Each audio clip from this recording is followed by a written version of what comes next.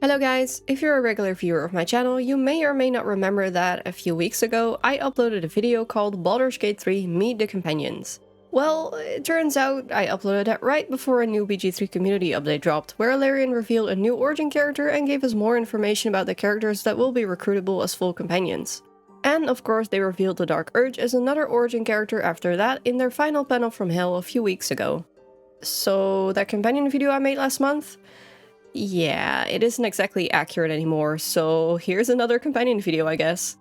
Now that we have more information, I'll be able to be more accurate and include the companions that were missing from my last video. I'll also talk a bit about the differences between origin characters versus companions, since I didn't really bring up origin characters in my last video, and talked about them more from the perspective of playing as a custom character. Also, beware that this video will contain minor spoilers about the companions and origin characters. Most of the things I'll talk about were revealed in the early access and will presumably be revealed relatively early on in the full game. It's mostly basic information about the character and a little bit about their past, but just in case, this is your spoiler warning. Anyway, without further ado, grab yourself a warm cup of tea and let me tell you all about companions and origin characters.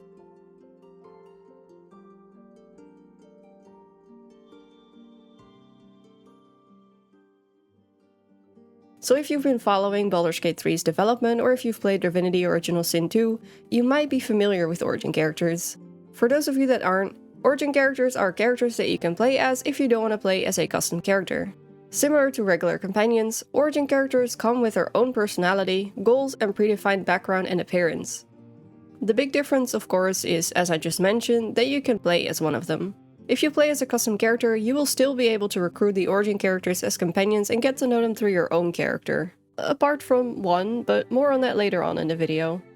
However, if you play as an origin character, you will see the world through their eyes and experience the story from their perspective. Like a custom character, you'll get to make choices and pick dialogue options, but you'll also have your own goals and secrets and the option to share or not share those with your other companions, making a playthrough as an origin character a completely unique experience.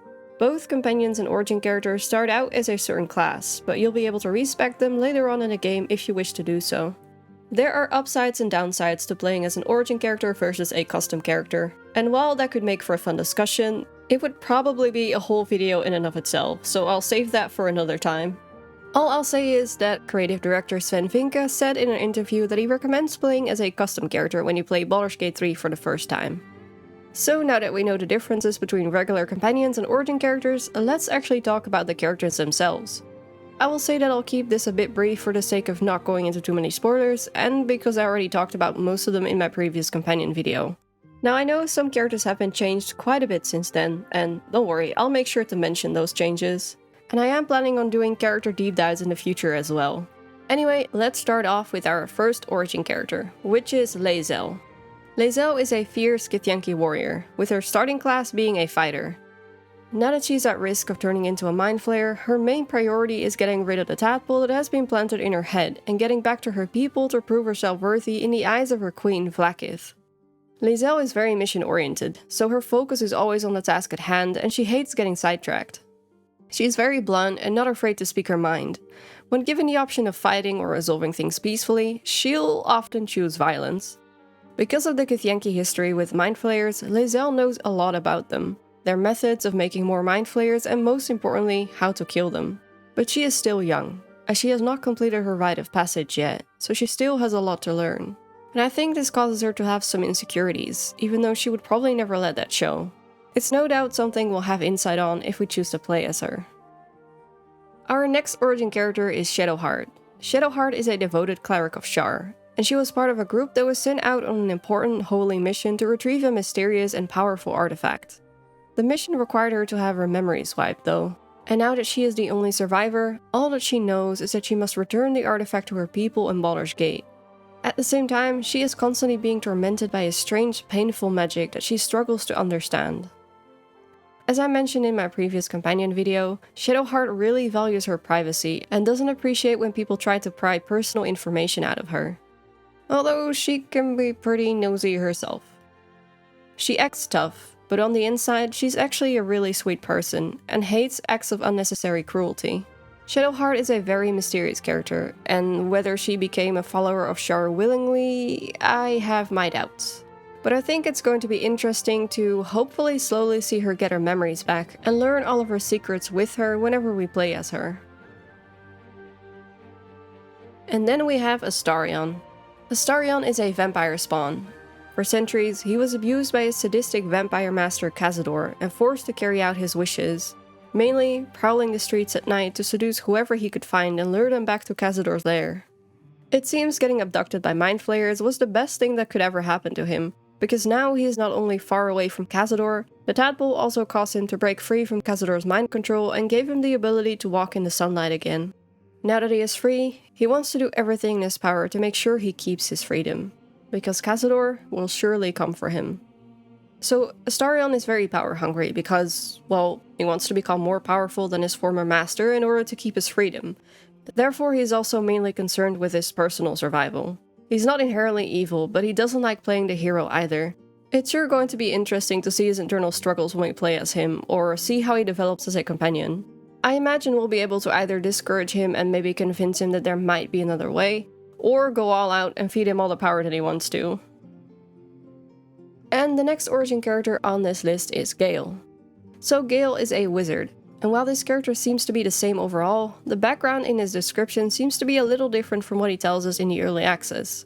His new description reads, Gale was once a formidable archmage in Waterdeep, but pushes his relationship with the goddess Mystra too far.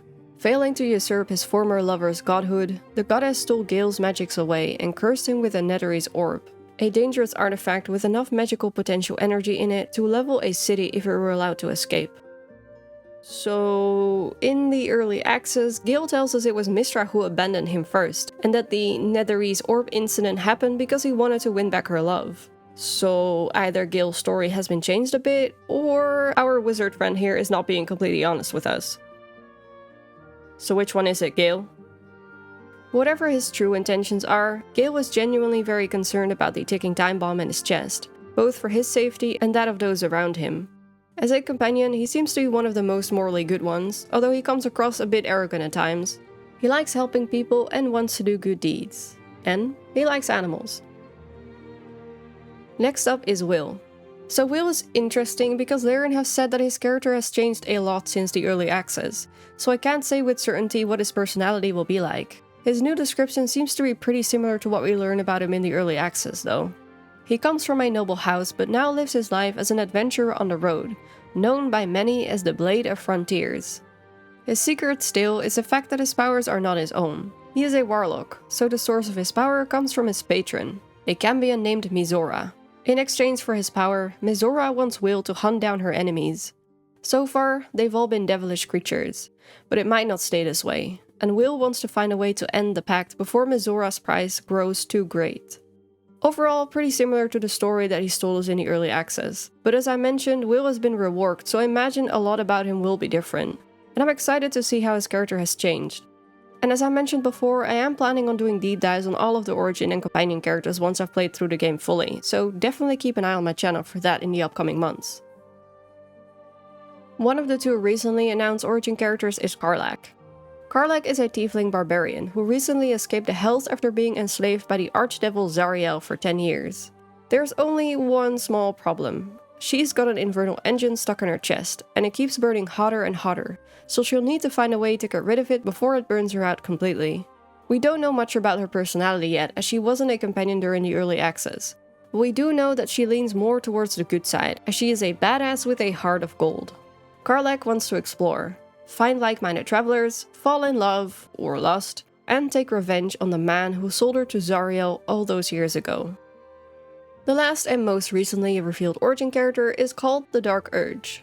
The Dark Urge is a bit different from the other origin characters as they are the only origin that cannot be recruited as a companion if you don't play as them, but they are completely customizable. You can pick a race and class for them and customize their appearance. Unlike the custom character though, they do come with a predefined background. We don't exactly know what their background is yet, as the Dark Urge lost their memories when the tadpole was put in their brain. All we know is that they have very dark and disturbing urges to kill and inflict pain. That doesn't mean we will have to be evil as a Dark Urge though. We can always choose to resist these urges and go for a good playthrough, maybe even emerge a hero at the end. But if we do want to go for an evil playthrough, the Dark Urge will be a good pick as, according to Larian, we can do some very messed up things if we choose to play as this origin character. I feel like the Dark Urge is a good middle ground between a custom and origin character, and their predefined background will give us a completely unique experience for the story of Baldur's Gate 3.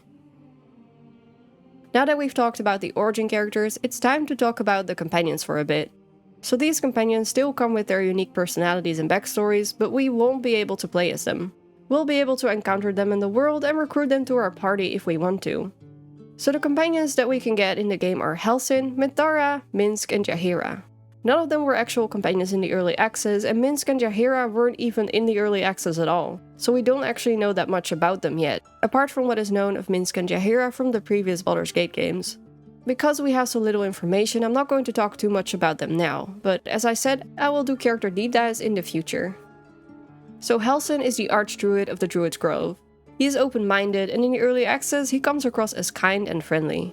He is a strong leader and highly respected among his fellow druids. He also has a connection to one of the game's antagonists, and I won't say too much about that because that would be a bit of a spoiler. But what I will say is that this connection will probably lead us to a pretty important area in the game. Also, I think it's good to mention that Halsin and Minthara will probably be mutually exclusive due to certain choices you get to make in the game. At least they were in the early access, so I think it's safe to assume they will be in the full game as well.